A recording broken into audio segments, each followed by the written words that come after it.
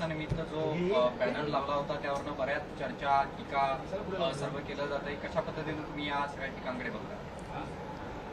ते खरं अतिशय चुकीचं काम आमच्या कार्यकर्त्यांनी त्या ठिकाणी केलेलं आहे. मी इतक्या वर्षापासून 35 वर्षापासून मी या ठिकाणी आमदार आहे, मी 3 टर्म झाले मंत्री आहे, पण मी माझा वाढदिवस कधीही साजरा करत नाही.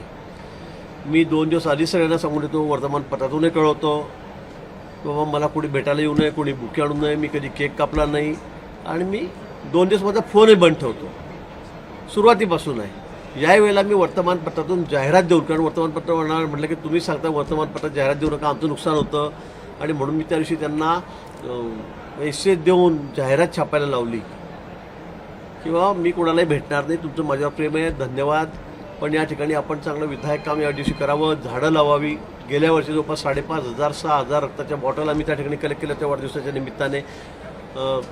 आपल्याला कुठल्याही बुकेवर केकवर खर्च न करता या ठिकाणी आपण मुख्यमंत्री सहायता निधीमध्ये तसा चेक दिला तरी चालेल, असं आव्हान मी यावेळेला सुद्धा वर्तमानपत्रातून 2 दिवस आधी छापून केलेलं होतं, सोशल मीडियावर केलेलं होतं.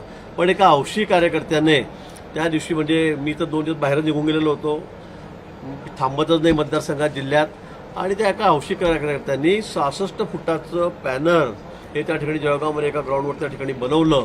ते मला वाढदिवसाच्या दिवशीच कळालं. म्हणजे अतिशय चूक आहे. मी त्याच्यावर खूप चिडलो, मी त्याला खूप रागवलो की तू असं का केलं. तर त्याचं फार अतिशय जास्त, मला वाटतं बस जास्त प्रेम माझ्यावर असेल की काय.